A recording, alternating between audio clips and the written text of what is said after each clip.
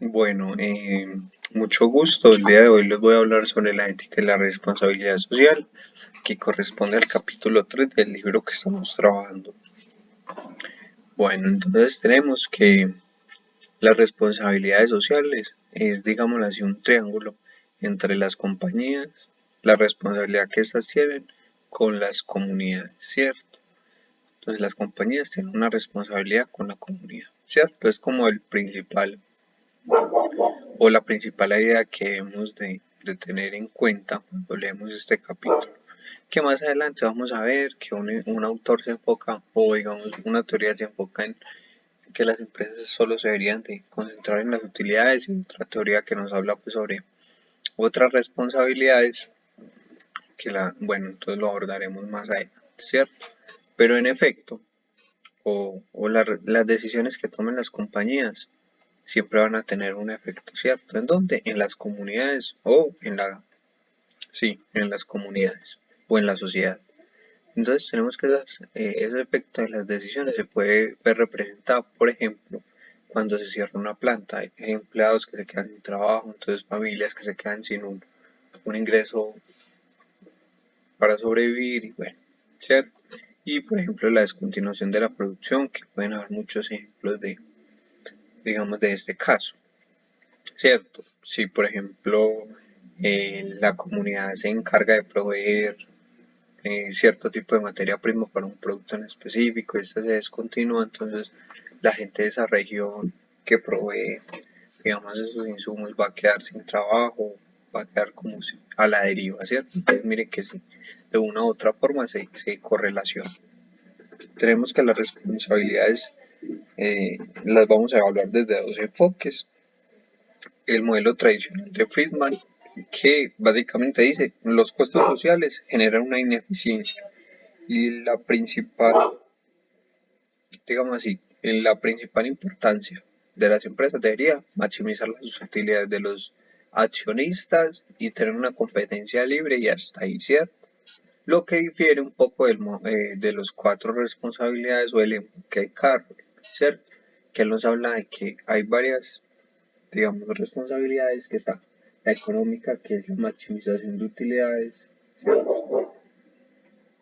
Lo mismo que dice Friedman, pero de una forma más completa, porque abarca cuatro responsabilidades. Friedman se enmarca solo en una, ¿cierto? Estoy más de acuerdo con este pensamiento, que ahorita se lo explico por qué.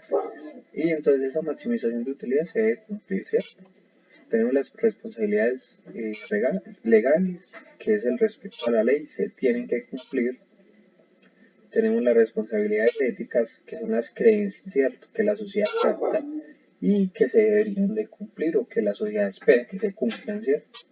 Y tenemos las discrecionales, que es por mera voluntad y se podrían cumplir, ¿cierto? Estas dos últimas, que son las éticas y las discrecionales, como vemos en el libro y en el gráfico que nos presentaron, estas dos son más a voluntad de las compañías, ¿cierto? Porque digamos que las otras dos sí son eh, obligatorias. Bueno, entonces en este caso tenemos esto. Eh, el principal, digamos así, el principal resumen de las cuatro responsabilidades de Carroll es que estas dos, las éticas y las discrecionales, las deberían de aplicar las empresas, ¿cierto? Porque si no las aplican y el gobierno ve que hay una ineficiencia o ve que hay unos problemas, ¿cierto? Que las empresas sacan y sacan de las comunidades, pero las comunidades no reciben y en cambio ven como el detrimento de sus estados o digamos, de la calidad de vida de sus ciudadanos.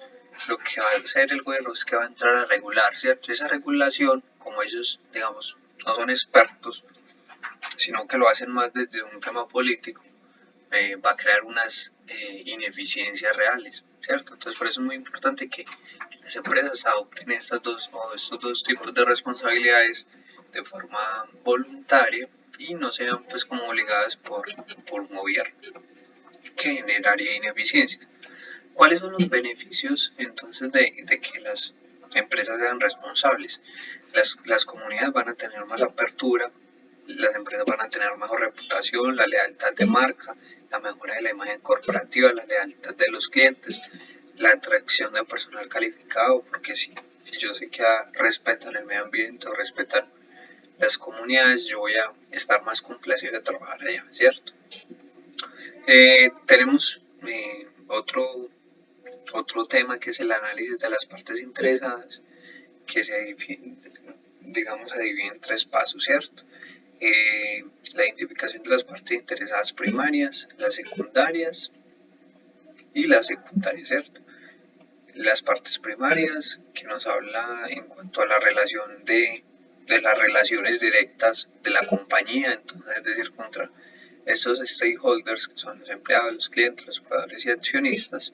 Tenemos la identificación de las partes interesadas secundarias que no tienen una relación directa con la compañía y que son, por ejemplo, las ONG, las comunidades, los gobiernos, los competidores y los activistas.